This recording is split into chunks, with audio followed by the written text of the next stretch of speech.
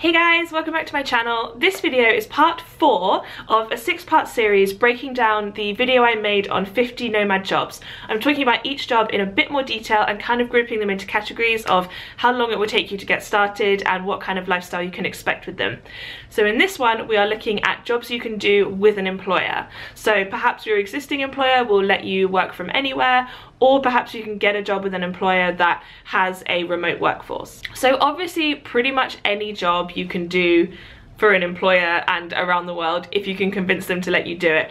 There's a few where you have to be physically in the country, such as being a nurse or doing childcare, where you need to actually be with the person to help them, but pretty much all jobs these days are based just on a computer with email and Excel and Skype, so you can do them from anywhere. Today I'm going to look at a few which particularly stand out to me as ones that would suit themselves to working for an employer rather than a freelancer, and I think can be done remotely pretty easily.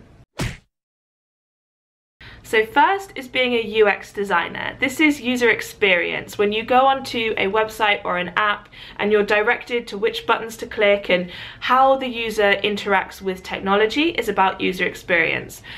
This is a very popular job for nomads because it's entirely online. It kind of sits between coding and graphic design. So it's another one of those kind of techie jobs that you can do from anywhere in the world. And it's also in very high demand because if the user experience is bad, your sales are down, your customer satisfaction is down, your referrals are down. So a good UX designer is really, really valuable. Next is working for non-profits. I've met a lot of nomads on my travel who are working for non-profits, charities, government organisations, because companies like that, although they can be quite old-fashioned and quite institutional, they also really want their employees to be happy. They're an ethical company, so they want to give their employees a lot of satisfaction. So often that means they will let you work abroad. And of course, a lot of them have international branches. So if you're working for a human aid charity, then they're going to be offering human aid all across the world. So perhaps you can base yourself in different sites and follow the charity around the world. Next is being a journalist. This is something I actually have some experience in. You can of course do this just as a freelance journalist, but also if you're working for a newspaper or a big online blog, then you can be doing that from anywhere in the world because all you're doing is researching online, writing it online and emailing it in.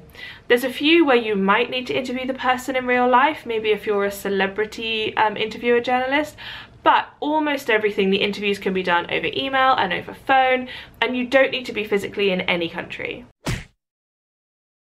Now, a trend forecaster or an analyst. If you're someone who's really deep into numbers, you can get a job at a company where you're doing analysis of the market or of where trends are going. I actually met someone once who was a perfume trend analyst. She knew which scents were going to be in fashion in 6 months time, 2 years time. So there's a lot of analyst kind of numerical jobs that you can do for a company, and again, all you're doing is looking at numbers all day. You're not often meeting with clients or that kind of thing, so it really doesn't matter in the world where you are. Of course, in a more general sense, you can just be a remote employee. A lot of companies now, big names like Buffer and WeWork, will let their employees work from anywhere in the world. If your company is someone who lets people work from home, then you can totally convince them to let you work from anywhere in the world because it's really the same. Also, being a social media manager. I know a lot of nomads do this either for small businesses or big ones where you're posting their Instagrams, you're dealing with responding to questions, you're liking other posts to get traffic to yours, you're analysing how many times a day you should post.